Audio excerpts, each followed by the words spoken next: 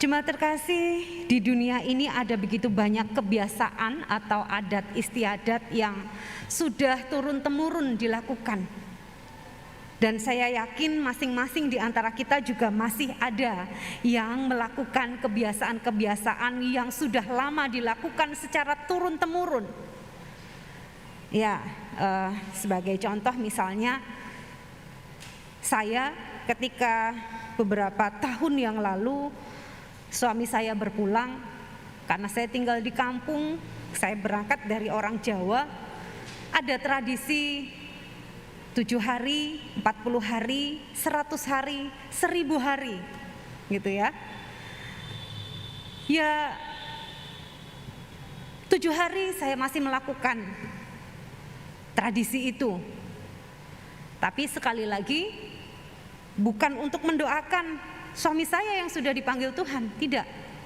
Karena menurut iman kita, bahwa dia yang dipanggil oleh Tuhan, dia yang dipanggil dalam Tuhan, sudah pasti bersama-sama dengan Tuhan. Tetapi keluarga kami menghayati bahwa kami mengenang di dalam 7 hari itu Tuhan memampukan kami yang masih hidup untuk bisa bertahan tanpa kehadiran almarhum. 40 hari saya masih bisa mengadakan acara itu. Berjalannya waktu, saya harus jujur dengan keluarga bahwa untuk mengadakan ritual seperti yang dikehendaki tradisi itu cukup sulit bagi saya, yang notabene kala itu saya masih bekerja di salah satu toko kerajinan. Jadi berat bagi saya, untuk saya harus mengeluarkan dana yang besar, mengundang banyak orang, kemudian kalau di kampung itu kan harus memberikan kenduri ke tetangga-tetangga begitu. Yang notabene itu tidak membutuhkan, itu tentunya membutuhkan biaya yang cukup besar. Jadi kala itu saya menyampaikan ke orang tua saya bahwa saya harus jujur dengan keadaan saya. Mungkin saya bisa membagi makanan ke orang lain, tapi saya harus realistis bahwa besok dan besoknya dan anak saya yang masih balita masih membutuhkan susu. Kalau uang itu saya pakai untuk sebuah tradisi atau ritual 40 hari atau bahkan mungkin 1000 hari, saya bagaimana hidup ke depan? Saya mengatakan seperti itu. Saya bersyukur saya hidup di tengah keluarga yang bisa memahami kondisi saya, dan akhirnya keluarga menyampaikan ke masyarakat sekitar bahwa bagi kami orang Kristen, kami tidak lagi melakukan ritual atau tradisi seperti itu. Karena bagi iman kami, kami menghayati bahwa dia yang dipanggil oleh Tuhan sudah bersama-sama. Jaminannya pasti bersama-sama dengan Kristus di surga. Nah, jemaat terkasih, gereja yang hadir di tengah dunia ini juga tidak luput dari masuknya atau bercampurnya kebiasaan manusia dengan perintah Allah. Ya. Tanpa disadari kadang kita merasa bahwa apa yang kita kerjakan ini perintah Allah. Padahal itu adalah pengajaran manusia yang dilakukan secara turun-temurun. Bahkan sering kebiasaan dari nenek moyang dipertahankan mati-matian walaupun itu bertentangan dengan firman Tuhan. Dan akhirnya berusaha keras membenarkan kebiasaan-kebiasaan, ya toh? Atau membiasakan kebenaran Tuhan. Nah, ini sesungguhnya yang akan kita gumuli bersama-sama, yang akan kita renungkan bagi kita, supaya kita bisa memahami hal yang paling penting atau hal yang paling mendasar dalam melakukan apa yang Tuhan kehendaki bagi setiap kita orang percaya. Kita mau mencoba atau memilih untuk membenarkan kebiasaan-kebiasaan, ataukah kita mau membiasakan kebenaran Tuhan itu berlaku dalam kehidupan kita. Saudara-saudara, dalam perenungan kita saat ini kita akan bersama-sama mencoba melihat kehidupan kita, bagaimana kita akan mewujudkan iman kepada Tuhan dalam hidup sehari-hari. Teks bacaan Injil kita pada petang hari ini jelas memperlihatkan adanya pertentangan Yesus dengan orang-orang Farisi dan juga ahli-ahli Taurat sehubungan dengan masalah adat istiadat manusia yang seringkali diperlakukan lebih istimewa daripada perintah Allah itu sendiri. Tradisi adat istiadat yang menjadi pokok persoalan dalam teks kita sore hari ini adalah tentang hal membasuh tangan sebelum makan.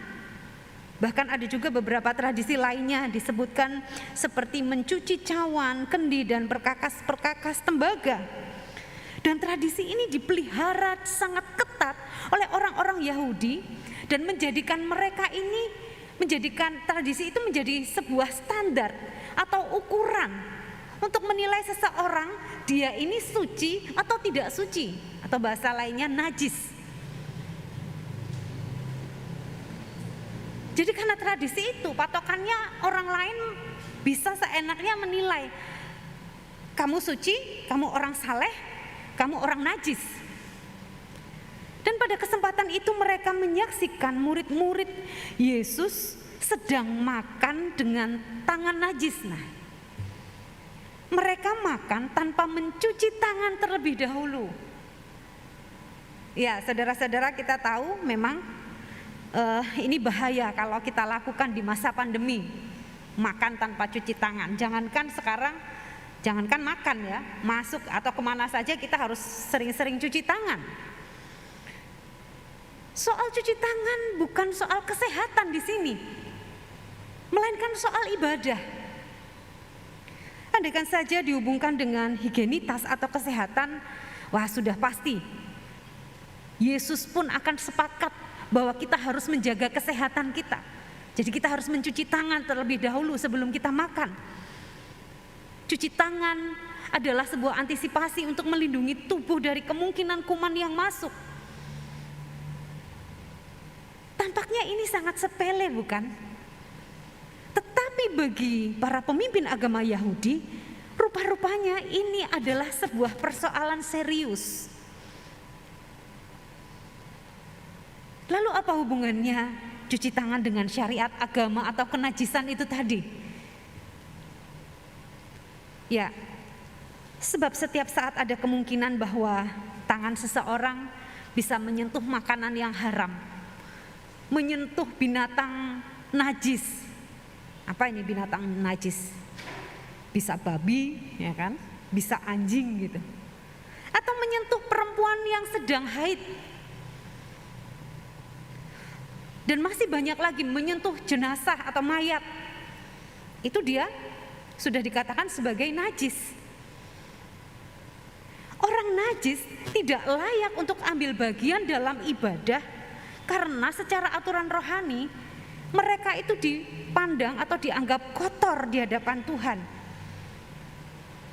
Jadi saudara-saudara, sekali lagi soal cuci tangan sebelum makan ini bukanlah persoalan tentang kesehatan.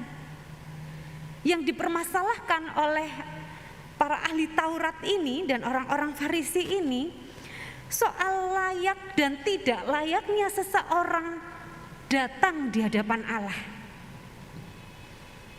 Oleh karena itu, kalau kita melihat di ayat 15, Yesus berkata, apapun dari luar yang masuk ke dalam seseorang tidak dapat menajiskannya, tetapi apa yang keluar dari seseorang itulah yang menajiskan.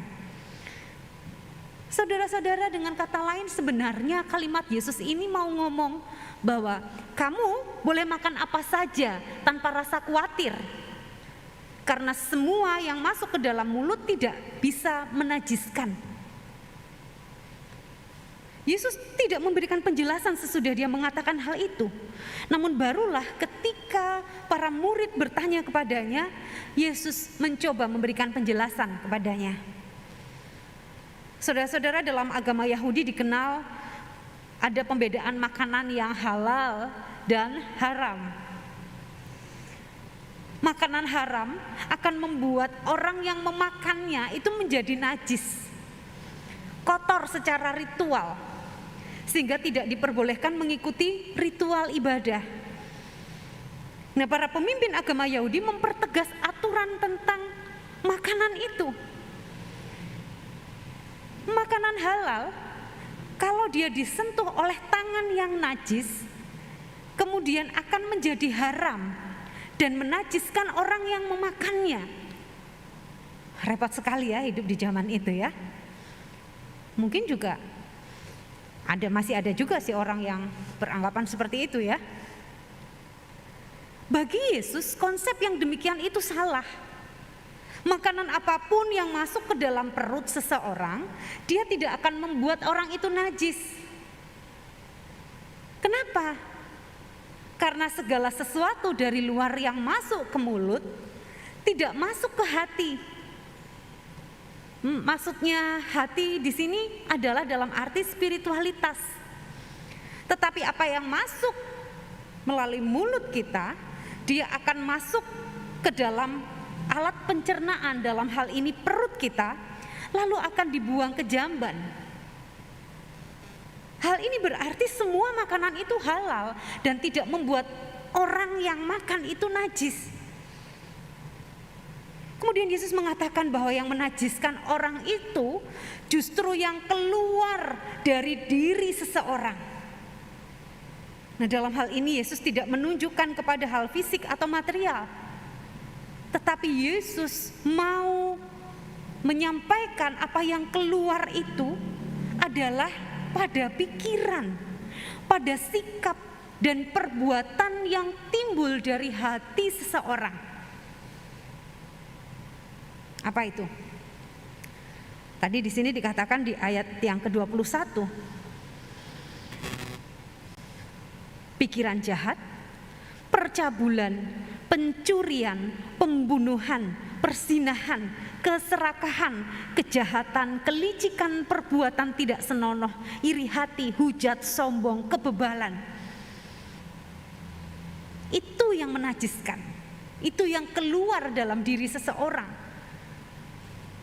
Sehingga kalaupun seseorang makan makanan yang haram, tetapi tindakannya baik, tentu hal ini tidak menjadi masalah. Tetapi sebaliknya, walaupun seseorang tidak makan daging anjing atau tidak makan daging babi, tidak pernah menyentuh mayat dan sebagainya, tetapi dalam hatinya itu ada rasa iri kepada tetangganya, dia bertindak licik kepada sesamanya, dia bersikap sombong. Dan yang demikian inilah yang menurut Yesus adalah orang yang najis sesungguhnya. Saudara-saudara, tampak di sini adanya kontras pandangan antara Yesus dan para pemuka agama Yahudi itu. Menurut pemuka agama Yahudi, yang membuat seseorang najis itu adalah makanan dan juga benda-benda yang memiliki kategori haram. Mereka lebih suka memelihara tradisi nenek moyang secara harafiah, dan mereka tidak mau mencoba menggali makna. Akibatnya memandang ritual dan tradisi itu adalah segala-galanya dalam hidup mereka. Apa yang tampak atau apa yang kelihatan itu dijadikan label kesalehan seseorang. Dan label kesalehan ini menjadikan mereka eksklusif, sehingga akhirnya mereka sulit menerima perbedaan. Karena bagi mereka yang berbeda itu sudah pasti keliru. Nah, lain halnya dengan Yesus. Yang membuat orang itu najis adalah tindakan jahat yang keluar dari hatinya. Hati itulah sebenarnya yang menentukan seseorang beribadah dengan sungguh-sungguh atau tidak. Hati manusia sangat menentukan dalam tindakan seseorang. Saudaraku, kata hati dalam bahasa Yunani dipakai kata kardia yang memiliki makna pusat dari segala sesuatu, tindakan fisik maupun spiritual, pusat kehidupan manusia. Bagi Yesus percuma Orang melakukan ibadah, tetapi hatinya itu tidak tulus. Percuma saja kalau ibadah dipakai sebagai topeng kesalehan. Orang Farisi dan ahli Taurat menganggap dirinya bisa menutupi hati mereka dari khalayak dengan mencoba memanipulasi aturan-aturan agama, sehingga mereka seolah-olah sedang melakukan kehidupan religi mereka. Kenyataannya, semua ritual itu pada akhirnya tidak akan menutupi niat hati seseorang. Lah kalau niatnya aja sudah jahat, mbok ditutupi dengan cara apapun, ya buahnya nanti pasti akan bisa jelas terlihat kan. Jika hati kita terselip niat jahat, mungkin orang-orang di sekeliling kita bisa kita kelabui dengan ritual kesalehan kita. Wah, dia itu aktivis gereja loh. Setiap hari kerjaannya itu pergi ke gereja, pelayanan. Mbok pandemi kayak gini gereja ditutup, dia itu masih pergi ke gereja loh. Sregep banget. Tapi ternyata dia pergi ke gereja, ternyata dia mau membuat konten untuk kepentingan dirinya. Karena fasilitas di gereja sudah memadai, pakailah fasilitas gereja.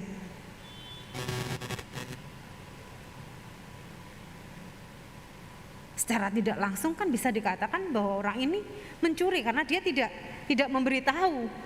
Wah, biar kelihatannya rajin pergi ke gereja, rajin pelayanan gitu. Jemaat terkasih, ingatlah bahwa Tuhan tidak bisa dibohongi. Bahkan hati kita sendiri pun tidak bisa dibohongi. Saudara-saudara, fenomena ini terjadi di sepanjang zaman, termasuk juga dalam gereja. Lihatlah misalnya betapa orang-orang Kristen suka memperdebatkan tentang banyak ritual keagamaan. Misalnya cara baptisan. Yang benar itu ya dipercek. Enggak. Kalau kamu itu mau menerima Yesus, ya seluruh tubuhmu kamu harus disungslepkan dalam kolam. Seluruh tubuhmu itu harus kena air. Wah, sibuk memperdebatkan mana yang benar, mana doktrin yang paling benar. Sementara inti dari baptisan itu diabaikan. Atau kita seringkali dan terus-menerus memperdebatkan tradisi perayaan Natal. Yang benar itu perayaan Natal itu sebelum tanggal 25 Desember atau setelahnya ya. Kita memilih berlelah-lelah memperdebatkannya, sementara kita lupa pada inti dari perayaan Natal itu sendiri. Pada masa lalu dan masih ada sampai sekarang di beberapa tempat, kita terlalu sibuk dengan hal-hal yang sebetulnya tidak menjadi sesuatu yang esensial. Kita memilih untuk berlelah-lelah, kita memilih untuk berdebat, memilih untuk apa? Ayal-ayalan. Kita begitu lelah untuk hal-hal yang sebenarnya tidak begitu penting. Soal lilin diperdebatkan. Loh, lilinnya itu dinyalakan atau semua lilin dinyalakan terus habis itu dimatikan? Yang benar yang mana? Oh, soal lilin loh. Soal bunga. Ini minggu apa ini? Minggu biasa? Oh, bunganya itu nuansa hijau. Wong stolanya juga hijau. Soal apa lagi? Wah, dekorasinya. Wah, ini nih gereja ini nih harus apa, puji-pujiannya itu yang teduh. Ngapain ada drum di tengah gereja berbeki? Banyak hal yang seringkali kita permasalahkan.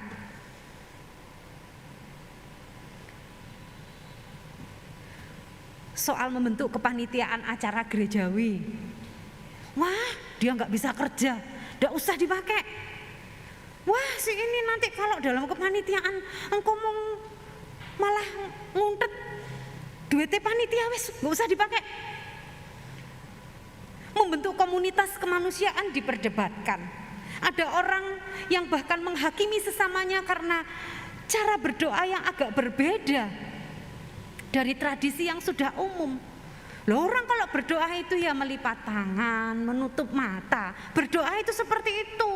Berdoa kok melek matanya kemana-mana. Saudara-saudara, masih begitu banyak lagi contoh-contoh yang terjadi dalam kehidupan bergereja kita. Sehingga seringkali perdebatan-perdebatan yang tidak esensial itu membuat kita itu kehilangan makna atau inti ibadah. Kita kehilangan makna persekutuan. Dan akhirnya kita malah jadi kehilangan semangat spiritualitas kita untuk melayani Tuhan dan melayani sesama. Tanpa kita sadari kita membuat luka pada sesama kita. Wah, gak maulah Cik Lydia galak ya wes, aku tak ke gereja lain aja. Oh ning kene ngarep A gak boleh, mau B gak boleh.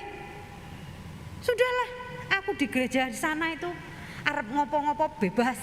Nah, akhirnya yang terjadi kita mulai membanding-bandingkan. Tapi kita harus mau jujur, saudara-saudara, kita memang seringkali lebih banyak mengurus hal-hal yang remeh-temeh, tidak begitu penting, tidak begitu menentukan kualitas iman kita.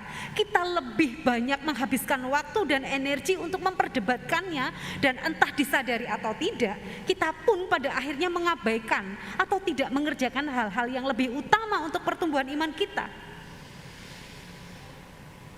Namun demikian, sama seperti Yesus tadi, hal-hal ini tadi tidak serta-merta berarti bahwa semua tradisi atau kebiasaan yang sekunder itu dihilangkan sama sekali.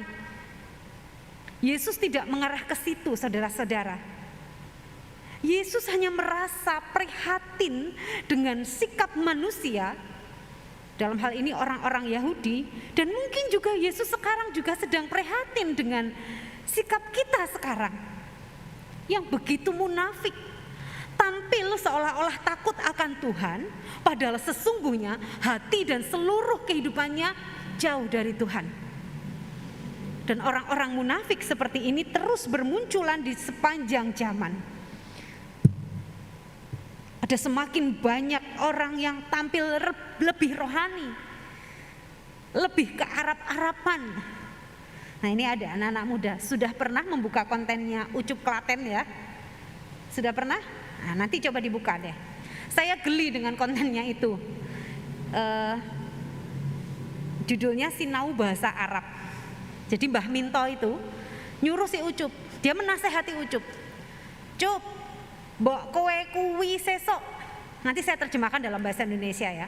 Cup, mbok kowe kuwi sesok nek golek bojo, sadurunge golek bojo kuwi kowe sinau basa Arab dhisik. Mengko nek kowe wis iso ajarana bojomu. Kok apa-apa basa Arab to, Mbok? Ngapa? Katanya gitu to Ucup. Terus Mbah Minto ini bilang, ben sesok nek kowe wis omah-omah, nek padu karo bojomu, kowe nganggo basa Arab, tanggomu mengko ngertine kowe lagi doa bersama.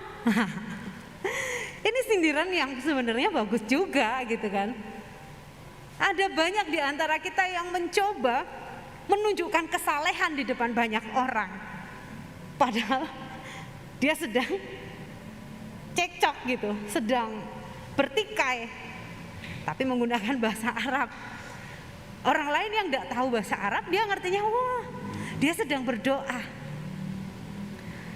Jadi dalam bahasa Indonesianya si Mbah Minto ini meminta si Ucup untuk belajar bahasa Arab. Kalau dia sudah fasih belajar bahasa Arab, dia diminta untuk ngajarin calon istrinya agar kelak ketika mereka berumah tangga, mereka cekcok, mereka bertengkarnya pakai bahasa Arab. Supaya apa? Supaya tetangga taunya mereka sedang berdoa bersama-sama. Nah, saudara-saudara, demikian juga dengan orang Kristen. Banyak yang lebih Yahudi dari orang Yahudi. Nah, saudara-saudara, dunia tempat kita tinggal syarat dengan berbagai macam tawaran untuk mengesampingkan Tuhan.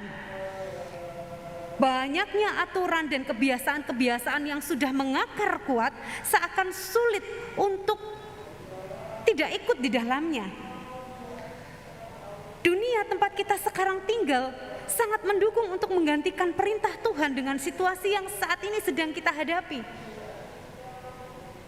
Kehidupan gereja dalam persekutuan juga harus memelihara perintah Tuhan dan tidak menutup kemungkinan bahwa gereja pernah memperlihatkan sikap yang lebih mengedepankan aturan-aturan buatan manusia daripada kebenaran firman Tuhan. Tidak gampang untuk merubah apa yang selama ini sudah dijalankan, apalagi kita sudah merasa nyaman dengan keadaan itu. Memelihara perintah Tuhan adalah ketika kita mau menjadi pelaku-pelaku firman Tuhan. Saudara-saudara, kalau mencoba menyimak bacaan leksionari kita, bacaan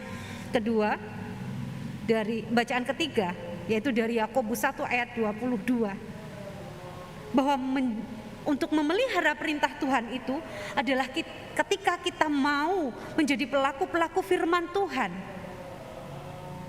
Caranya gimana? Ada di ayatnya yang ke-20, Yakobus 1 ayat 20. Caranya adalah membuang segala sesuatu yang kotor dan jahat yang ada dalam hati kita, dibuang, kemudian menerima dengan lemah lembut firman yang tertanam di dalam hati kita. Karena hanya firman Tuhanlah yang berkuasa untuk menyelamatkan jiwa kita. Saudara-saudara, kita ini sejak dalam kandungan ibu kita ini sudah menjadi orang berdosa. Ya kan? Tapi bukan berarti kita pasrah, wah iya saya orang berdosa kok. Bahkan dari sejak saya belum lahir pun saya orang berdosa. Tetapi Tuhan mau menyelamatkan kita. Kadangkala ketika mendengar firman Tuhan kita merasa seperti ditikam, kita merasa seperti dikuliti hidupan kita. Kadang kita merasa sakit ketika Tuhan menegur bagian dari kehidupan kita yang salah. Tetapi justru cara itulah Allah sedang menyelamatkan jiwa kita. Dengan demikian berarti kita menuruti jalan yang ditunjukkannya, yaitu jalan menuju kehidupan dan bersedia menghadapi berbagai macam tantangan hidup, penyangkalan diri, memikul salib, serta bagian dari jalan yang harus dilalui. Dan memelihara perintah Allah dengan benar berarti memilih untuk tunduk, memilih untuk setia dan taat kepada Tuhan. Itu jugalah yang harus kita lakukan sebagai umatnya, yang kita praktekkan dalam kehidupan keluarga kita, kita praktekkan dalam kehidupan persekutuan kita di tengah-tengah gereja ini, di tengah-tengah kehidupan bermasyarakat. Mari kita memilih kehidupan dengan menjalankan perintah Allah, supaya hidup kita ini tidak sia-sia. Bahkan kalau selama ini kita salah, karena lebih mempertontonkan sikap mengedepankan aturan manusia daripada aturan Tuhan, kita tetap patut bersyukur kepada Tuhan bahwa Dia masih memberi kita kesempatan untuk kembali pada jalan yang benar. Mengakui kesalahan seraya bertobat dan bersedia untuk diubahkan Tuhan adalah bagian penting dari sikap untuk tetap memelihara perintah Allah. Dengan demikian, kita menghidupi kehidupan beriman dengan cara yang benar. Saudara, iman yang benar bukan iman yang dijaga dari berbagai macam makanan dan barang kategori najis. Iman yang benar juga bukan iman yang memandang orang lain yang berbeda sebagai musuh yang harus diberangus. Iman yang benar bukanlah iman yang mempertahankan dan mengistimewakan tradisi hingga mengesampingkan firman Tuhan. Iman yang benar adalah iman yang bersumber dari hati nurani yang bersih, dari hati nurani yang tulus untuk mengasihi Allah dan sesama manusia.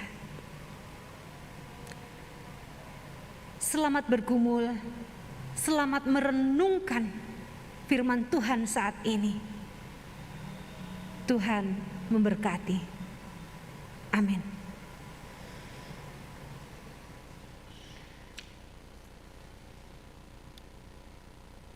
saat teduh bagi kita bersama.